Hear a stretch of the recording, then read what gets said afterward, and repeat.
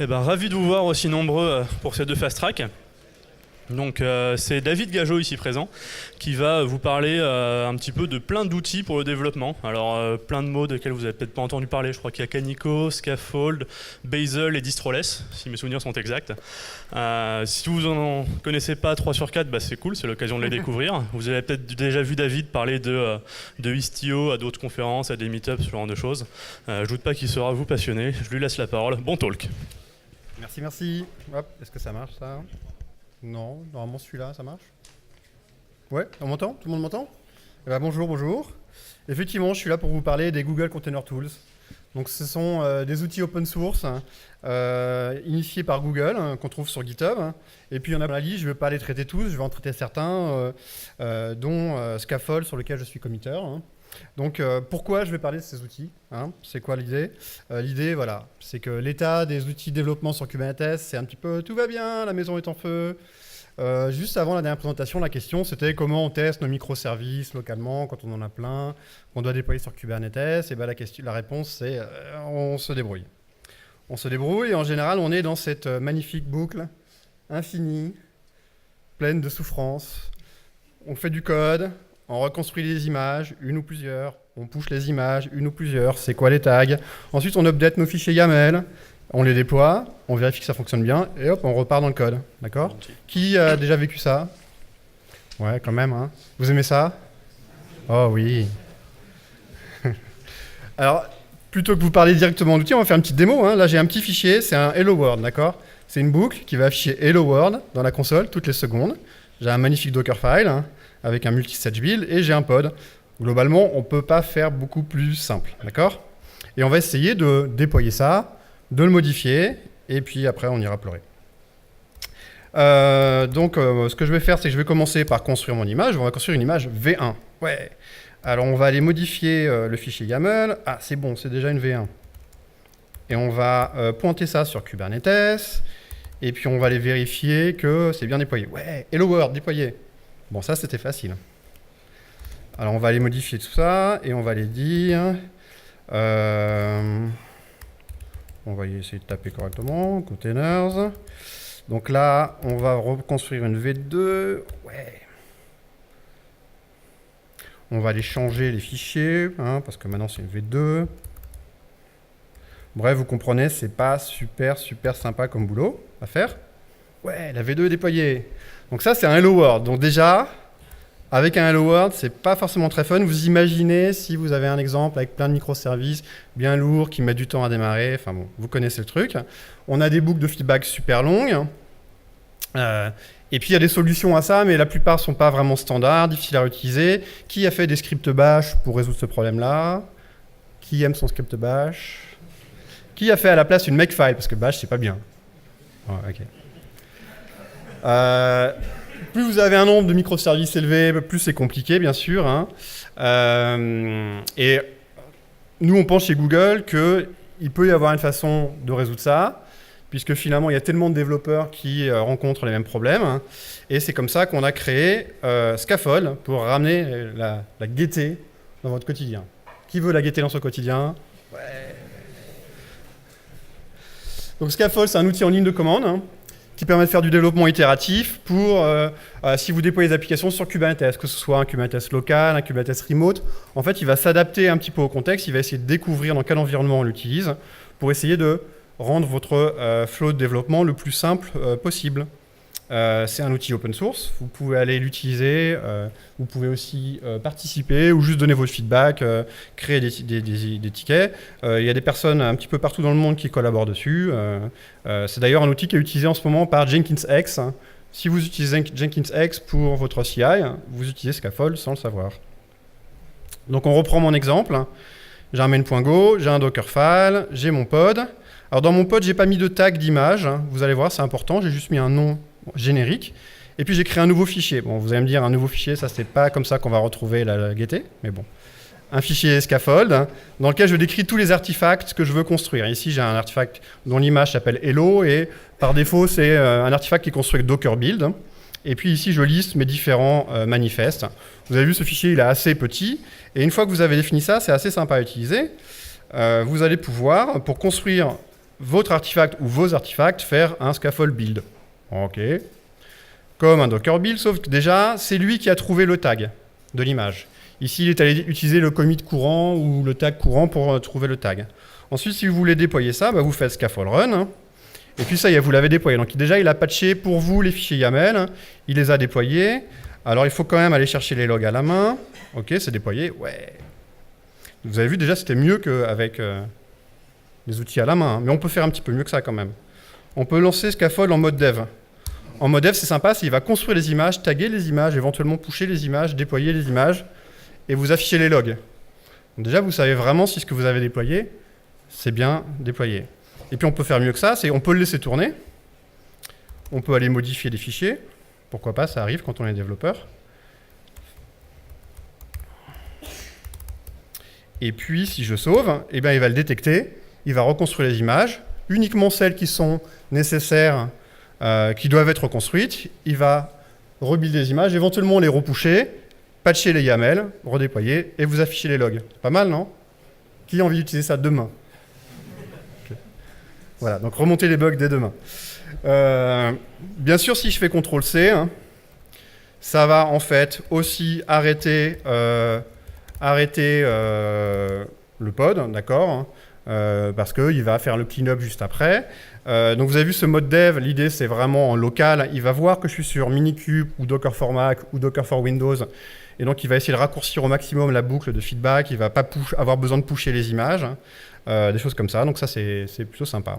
Il y a des petites améliorations aussi parce qu'à partir du moment où on fait des rebuilds d'images comme ça aussi souvent, hein, ça peut commencer à devenir un petit peu long. D'accord, de faire des builds d'images. Donc vous pouvez faire votre boulot en essayant d'utiliser du multi-stage build ou d'utiliser au maximum les mécanismes de Docker pour avoir des images performantes, mais ce n'est pas toujours suffisant. Par exemple, il y a un petit truc que Docker n'aime pas trop. Imaginez si je copie un fichier bien large, ici dans mon répertoire, d'accord. Donc maintenant j'ai un fichier qui fait 400 mégas. Si je fais un Docker build, eh bien, ils se sont obligés d'envoyer ce fichier de 400 mégas au démon Docker, hein, d'accord, alors qu'en fait on n'en a pas besoin dans l'image. Bon, bah là, par exemple, Scaffold, lui, il est assez intelligent pour introspecter le Dockerfile et dire ce fichier-là, on n'en a pas besoin, c'est pas la peine de l'envoyer. Vous savez, le répertoire Git que vous oubliez de mettre dans Docker Ignore, il ne va pas l'envoyer. Voilà. Donc ça marche aussi sur autre chose qu'un Hello World. Si vous avez plus d'artefacts, là, j'ai une application composée de 5 microservices, du YAML, du YAML, du YAML, super. Et puis, on va lancer ça en mode dev. Donc là, il va reconstruire les 4 images, il va taguer tous les fichiers YAML qu'il faut, il va vous afficher les logs pour tous ces composants-là, dans une stream unique. Qui sait faire ça avec Kubernetes de base? Pas grand monde, d'accord. Il y a des outils, mais ils ne marchent pas tous très bien. Et puis, vous avez vu, là, je suis en mode dev, donc si je modifie... Qu'est-ce que je peux modifier? Si je modifie les sources... Eh bien, normalement, ça va reconstruire juste l'image qu'il faut, la redéployer, et puis mon application, elle est prête à être testée. Voilà. C'est chouette, non? Bon. Ouais. Ça, c'était Scaffold. Donc, il y a un mode watch. On supporte des artefacts basés sur Docker, mais aussi sur Bazel. Restez ici, parce que Bazel, je vais vous en parler juste après. Vous pouvez construire vos images donc avec Docker si vous avez un Docker sur la machine, mais vous pouvez aussi externaliser la construction des images avec Google Container Builder, ça c'est GCB, ou avec Canico. Si vous ne savez pas ce que c'est que Canico, je vais en parler après. Et Scaffold peut piloter, donc vous avez vu des simples YAML qui sont... on va parler avec kubectl pour déployer des simples YAML, mais vous pouvez aussi déployer avec Helm ou avec Kustomize, qui est un autre outil open source dont je ne vais pas parler. En parlant de build, qui adore builder des images, choisir des super images de base, faire des builds vraiment incrémentaux avec des Dockerfiles longs comme ça pour que ce soit vraiment incrémental. Et puis builder sur un cluster, on vous a dit que c'était dangereux, vous savez, où vous bindez la socket Docker et n'importe qui peut venir vous exploser tout votre cluster juste comme ça. Des images de base, on ne sait jamais lesquelles choisir, secure, plus petites, plus grosses. C'est très compliqué. Donc globalement, moi je dis, pour construire des images Docker, il faut avoir des super pouvoirs, il faut connaître la magie noire, il faut avoir lu des docs, des trucs incroyables. D'ailleurs, on a des blog posts de partout, chez Google, chez Docker, pour vous expliquer comment construire des images, et à chaque fois, il y a des erreurs dedans, parce que c'est compliqué. Moi, je vais vous montrer un outil qui peut vous intéresser, qui s'appelle Distroless. C'est juste un set d'images de base pré-construites par Google. L'idée, ce sont des images qui ne vont construire que votre application, rien de plus. Donc votre application et ses dépendances runtime. L'idée, c'est de réduire la surface d'attaque de vos applications, de vos images. Donc pour ça, vous pourriez utiliser des Alpine, par exemple. Qui utilise Alpine ici pour ces images de base? Un petit peu, ouais. Qui utilise Distroless? Sans doute personne. Voilà. Distroless, c'est une vision un petit peu différente, parce qu'il n'y a vraiment que votre appli, mais il n'y a pas de package manager, il n'y a pas de shell, il n'y a rien qui ne soit pas votre application. Avec Alpine, vous avez APK, vous pouvez installer des packages. Vous avez plein de choses en fait, vous avez un init system, vous avez plein de trucs. Donc là, l'idée avec Distroless, c'est d'avoir juste votre appli. Et pour ça, il y a quoi? Il y a une libc pour par exemple, des langages qui sont presque complètement statiquement compilés. Vous avez les libSSL, un etc password et un theme directory, rien de plus. D'accord? Donc vous ne pouvez pas faire d'image vraiment plus petite que ça. Et c'est mieux que from scratch parce que vous avez quand même une glibc. Donc si vos binaires ne sont pas complètement statiques, c'est quand même sympa. Comment vous utilisez ça? Ça va être la démo la plus courte. Comment vous utilisez ça? Eh bien, c'est facile. Il faut juste éventuellement pas construire avec Alpine. Et puis ici, on va utiliser, on va faire un copier-coller. On va utiliser par exemple GCRIO base, qui est vraiment l'image la plus petite, l'image de base. Et si je fais scaffold build, non, ça c'est raté. Eh bien, ça va utiliser mon image de base. Et puis, je peux faire un Docker run de ça. Donc ça, c'est l'image, on va dire, la plus petite en termes de... la plus petite que je puisse construire pour faire tourner ce binaire. Ça marche bien. Alors, ce qui est intéressant, c'est que si vous voulez faire un SH là-dedans, c'est pas possible. D'accord? Il n'y a pas de SH, il n'y a rien, je vous dis, il n'y a que l'application. Donc si vraiment vous voulez faire un SH, parce que c'est quand même pratique pour débugger, vous avez des variantes de toutes les images Distroless avec un mode debug où là vous avez quand même un shell busybox. D'accord? Donc Distroless, soit pour des langages presque compilés statiquement, soit même il y a une version pour Java, donc c'est la même chose que la base avec un JDK. Il y a des versions pour Node, plusieurs versions, il y a une demi-douzaine d'images Distroless que vous pouvez utiliser. Essayez-les, ça va vous faire des images plus petites, plus secure, et surtout, ces images de base, elles sont maintenues par Google. Un autre outil que vous pouvez aller voir, c'est Bazel. Qui connaît Bazel ici? Il y a eu un talk ce matin, Dropbox, ils utilisent Bazel. Ce que j'aime bien avec Bazel, c'est que vous avez vu avec Scaffold, on a une boucle de développement qui est assez courte, mais parfois, construire des images rapidement, ça peut être compliqué avec Docker Build. Parce que Docker Build, il y a des limitations, vous ne pouvez pas avoir vous avez les layers comme cache, mais c'est à peu près tout. Par exemple, si vous compilez du Java, votre repo Maven, il n'est pas dans l'image. Donc vous recompilez encore une fois, il va retélécharger le monde entier. Avec Bazel, l'idée, c'est que vous allez pouvoir faire des builds en dehors de Docker, mais qui vont produire des images Docker. C'est pas mal ça. Vous n'installez pas Docker forcément, et vous allez construire des images Docker. Donc l'idée, c'est que si vous utilisez Bazel, que vous activez les bonnes règles Docker, il va être capable de prendre vos binaires Java, vos applications Java, Go ou autres, il va les compiler, et il va les mettre dans une image Distroless, et hop, vous avez une image qui est complètement incrémentale, et puis voilà, complètement incrémentale. Donc petite démo. Ici, j'ai mon petit Hello World, avec un fichier build Bazel, un fichier workspace. Donc là, vous allez me dire, c'est un peu trop gros. Peut-être parce que pour un Hello World, c'est un petit peu surdimensionné. Mais sur une vraie appli avec plein de composants, vous avez sans doute besoin de ça. Et Dockerfile, il n'y en a pas parce qu'on va construire sans Docker. Donc typiquement, ce que je vais faire, c'est que je vais faire un Bazel build. Hop, vous voyez, il a construit en fait sans lancer Docker. Et si je fais un Bazel run, eh bien, il m'a créé une image qu'il fait lancer. Et voilà, il a lancé avec Docker. Donc ça, c'est vraiment, vous allez pouvoir construire des images Docker sans Docker. Et ce qui est intéressant, c'est que c'est aussi intégré dans Scaffold. Donc Scaffold, vous pouvez dire que mon artefact, c'est du Bazel. Et donc si je fais Scaffold dev, eh bien en fait, il va construire en continu mon image avec Bazel. Et là, sur des grosses applications, je vais avoir un cycle de développement très très court. Intéressant ça? Alors, il faut vouloir faire adopter Bazel. C'est un petit peu plus engageant que d'adopter Scaffold, d'accord? On me dit qu'il reste 5 minutes, et donc une dernière petite démo sur un autre outil de Google Container Tools. Si vous voulez construire des images sur un cluster, par exemple un cluster Kubernetes, ou vous avez un Jenkins sur un cluster, et que vous ne voulez pas binder la socket, comment vous faites? Des réponses? Non, il n'y en a pas. Voilà, c'est compliqué. C'est compliqué. Donc moi, je vais vous parler d'un outil qui s'appelle Canico. Canico, l'idée, c'est qu'il va être capable d'analyser un Dockerfile et de construire une image Docker sans avoir accès à un démon Docker. Donc, je peux faire des builds avec Dockerfile sans avoir besoin de monter la socket Docker. Donc, peut-être que vous dites, mais est-ce que j'ai vraiment besoin de ça? Par contre, ceux qui font tourner la CI sur des clusters, ça les intéresse. L'idée, c'est que vous allez pouvoir donc lancer un pod sur Kubernetes qui va récupérer les sources de votre appli, qui va pouvoir construire l'image Docker sans avoir accès à un démon Docker, et puis publier cette image. Canico, c'est aussi open source. Il me reste 2 secondes pour vous montrer que si, bien sûr, c'est intégré dans Scaffold, vous avez compris, ce talk est une pub pour Scaffold, d'accord? Et je vais pouvoir parler à un cluster Kubernetes, donc c'est pas ça, je voulais mettre sur un cluster remote. Hop.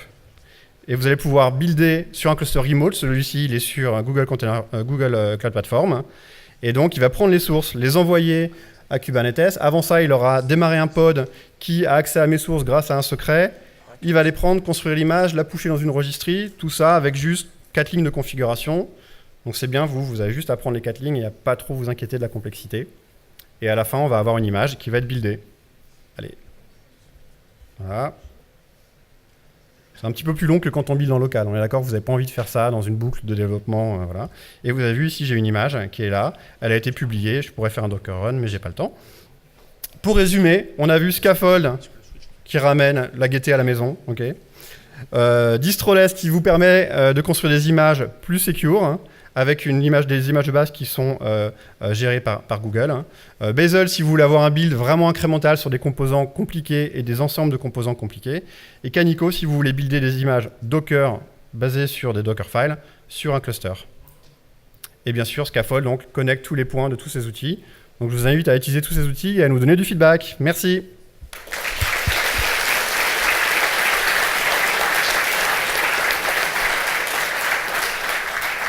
Donc on va passer aux questions. J'aurais juste une requête parce qu'il n'osera pas vous la formuler.